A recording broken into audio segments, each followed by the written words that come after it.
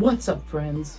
So today we're going to be checking out this film called I Care a Lot. So this film, a 2021 film new to Netflix, it has a runtime of an hour 58 minutes, and it's directed by Jay Blakeson, which is the same guy who directed The Fifth Wave. I don't know if you watched that film, but it's an okay film, but this movie is definitely a step up in my opinion. But essentially the film I Care a Lot stars Rosamund Pike, who I've seen a couple times before. She was in Gone Girl, which is such a fantastic film. But also she was in Jack Reacher, and she plays the role of Marla, who is the main character in this film. And then another character is Eliza Gonzalez, and she plays the role of Fran, who is Marla's assistant. And then in terms of secondary characters, one of my favorites, Peter Dinklage, you know, from Game of Thrones, from a lot of films, honestly. He's in this film, and he has a big role as Roman. And then Diane West, who plays the role of one of Marla's, I don't want to say customers, but, you know, in the context of the film, she is a customer of Marla's. Essentially, this film, it got some solid critic reviews, you know, 81% Rotten Tomatoes, 6.3 out of 10 on IMDb, and then surprisingly 54% liked on Google audience reviews, which makes me think a lot of people didn't like this film, but I personally loved it, so, and I'll explain more in a second. But in terms of plot, so I Care a Lot centers around Marla and Fran and this business they've built together. So Marla and Fran are these women who start this business where they find old people who are on the verge of being unable to care for themselves. You know, people, honestly, very late in their life, and people who don't deserve any of this. So let me just start out by saying that, like, when I first started watching this movie, I was convinced that Marla was the bad guy, you know, and she is the bad guy. But more than that, the movie does a great job of showing you how easily the bad guy can become the good guy, and vice versa. So, and I'll explain more about that in a second, but essentially they start this business where they find old people and then they go to the court and convince the court that this old person isn't capable of caring for themselves anymore, so we must step in and care for their finances and care for their well-being so that they can live a better life. You know, and that's the lie, or that's the facade that Marla and her assistant Fran are selling.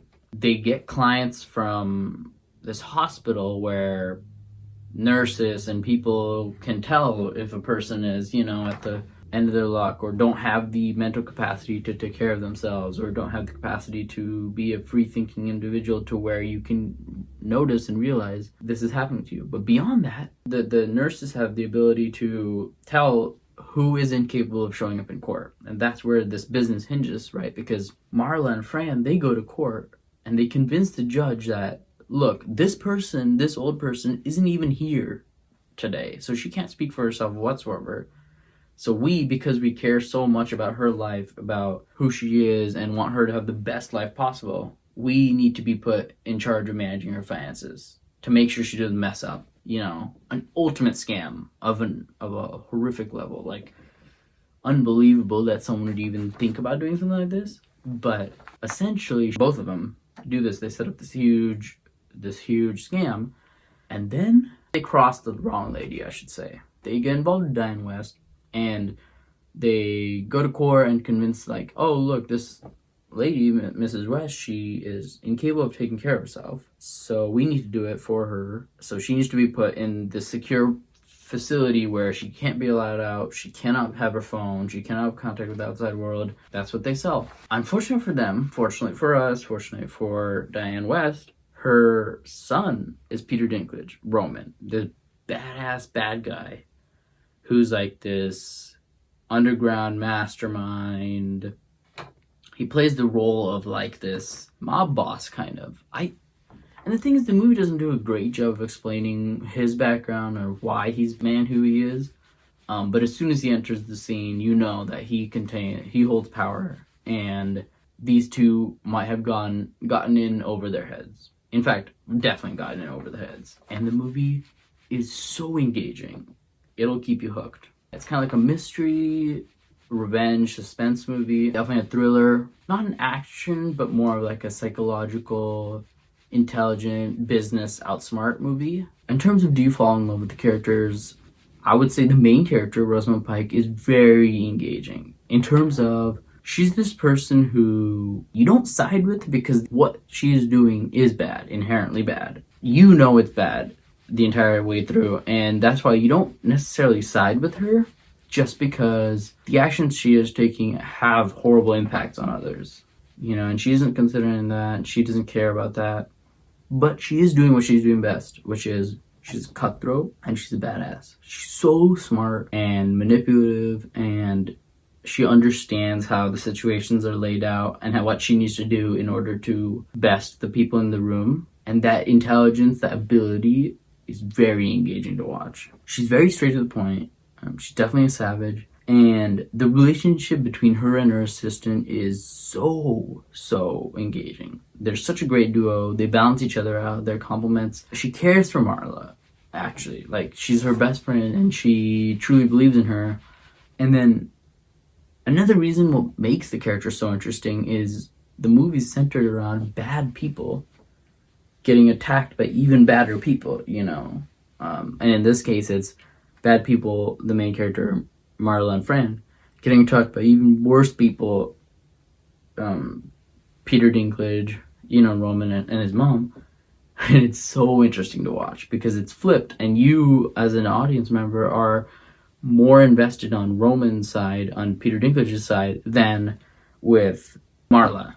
And so because of that, it's very interesting, very fun to watch, and unique enough to where, even if you've seen a million movies in your past, this will bring something new. This is definitely something fresh that you probably might not have seen before. And it's highly engaging to where you don't want to stop watching. It's not an easy movie to split in half, or it wouldn't be an easy movie to watch in the background just because you're going to get so invested in the characters that you want to watch more and not work on something. It is full of suspense, and it's really well edited too. The cinematography is so engaging and very crisp, very beautiful to look at. Highly worth checking it out for that. The soundtrack is also stunning. It's all indie, alternative vibes, music, and the sound editing is fantastic, so that adds another layer that keeps you further interested and engaged in this film. If you're a fan of business thrillers, or movies or films where it's about a business and how someone manages it and how someone maneuvers and faces new difficulties and obstacles and how to outsmart the smartest person in the room, then this movie is definitely for you. It's very fast, it's very cutting edge, very modern.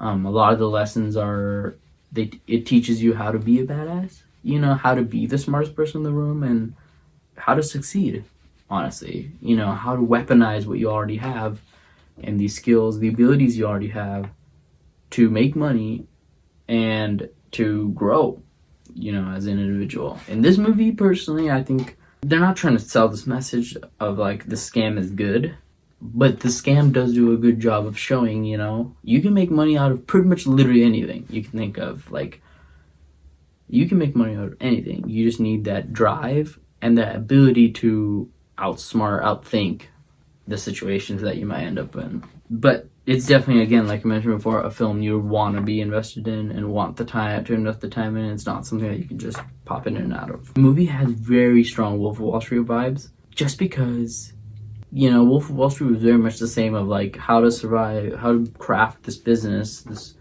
modern business that, is a scam, but makes a lot of money. And this is the same way. This is a little bit more drama and less about the characters specifically, but more about the plot, and the characters are very engaging. Again, fantastic characters, but I think it's the plot that really gets people hooked, and gets people interested in knowing what happens to this business and what happens to Diane West and Peter Dinklage, and beyond that, the main characters too. You kind of, as much as as bad as they are as people, in terms of like that they're doing this to old people who are some of the sweetest, nicest people sometimes, and they're doing this and taking advantage of people who are already suffering you're not gonna want to side with the main characters, but you're gonna respect the main characters because of their drive and their ability to be so freaking smart. So overall, I would give this movie a 3 out of 4, as in definitely worth watching, definitely worth checking out if you have the time, definitely worth putting aside any projects, any homework, and investing the 1 hour 58 minutes this movie is, just because it'll keep you entertained at the very minimum. If you are interested in checking it out, I recommend clicking off, because I might be mentioning some spoilers in the Parents Guide and the What I Learned section at the very end of this review. So if you are interested in checking this out and don't want anything spoiled, then you can click off and like and subscribe, and I'll catch you later. But if you are interested in knowing if this film is good for a younger audience or will fit with, watch with their parents or whatever, keep watching. But now on to the Parents Guide. This film is rated R TVMA, but in terms of action, I would give this film a 2 out of 5, just because there aren't no graphic violence. There's a lot of yelling, there's a lot of threats, but in terms of actual violence and gore and anything like that, there's none. There are situations where you hear about deaths, where you hear about characters' demises, but in terms of actual violence, there's very minimal. But in terms of sexual content, I would give this movie a 3 out of 5, just because there's a lot of slang and crude language, especially because these women and Peter Dinklage are so comfortable with themselves that they are, nothing's out of the park. So in that sense, it can be a little bit graphic, but there is one brief non-graphic sex scene that occurs, but again, like I mentioned, it's not graphic, there's no nudities. But in terms of language, I would give this movie a 5 out of 5, because there's a lot of strong graphic language. F-words are used often. A lot of the language is used purposefully. I've noticed that when people are threatened, they start to swear. In this movie, a lot of people are threatened constantly, so there's a lot of swearing. So in that respect, if you aren't a fan of movies that have a lot of language or that have a lot of crude dialogue, then I wouldn't recommend it.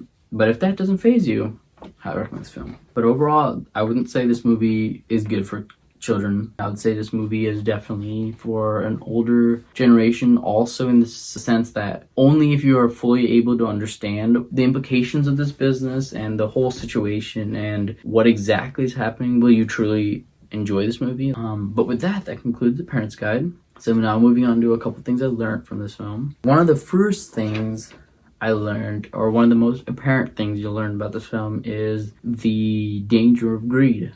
Because greed kills ultimately. You gotta know when to throw in the towel. But now that doesn't mean you should always throw in the towel. And that also doesn't mean, never dream, never persevere. This movie shows, sometimes it'll be clear. It'll be clear when it's over. When you've been bested and you should give up and you should give in, especially if that aligns with moral codes, right? If it's gotten to a point where you continuing hurts others, and the odds are stacked against you, and everything is telling you no, it may be worth considering to quit at that point. Just because if this character, Marla, had quit early on, had just given up that one client, Diane West, if they had just given her up, none of this would have happened, and she wouldn't have ended up where she would end up. But because she didn't give up, because she was driven, she ended up in a unique spot, to be honest. And I think that's one of the things that this movie failed, is that the end result was net positive, even though the actions she took are so negative and so harmful to people. So, technically she shouldn't have the positive outcomes she ended up with. But that also speaks volumes about her character. She's such a smart, driven individual that it's hard to ignore. It's hard to ignore just how talented she is. I would say you should definitely aspire to be not like her in that you should create a scam, but like her in that how much of a badass she is and how cool and how intelligent and confident she is. I think are qualities that anyone can learn from. This movie also shows that bad things will happen to bad people, to be honest. If you do bad things, if you're truly a bad person, it'll come back to bite you. Bad things will come for bad people. So just strive to do good. Strive to treat people with respect, and strive to just help and nurture others instead of bring them down. And definitely definitely don't do shady things. Don't do things that put others in bad positions, and don't hurt others for your own financial gain, because that will never end up good, especially in the long run. I think, again, like I said before, this film is fantastic. Highly recommend checking out for anybody who likes business savvy, like Wolf of Wall Street vibe movies, but also anybody who wants to learn from a very confident cast of characters and wants to watch a thriller with that really keeps you engaged and interested in this truly unique plot that we've never seen before. But with that, thank you so much for watching my video today. Smash the like button and subscribe if you liked the content you saw here today, and leave a comment below if you enjoyed this movie, if you watched it, if you liked it, what you thought. Let me know. But otherwise, I'll catch y'all later.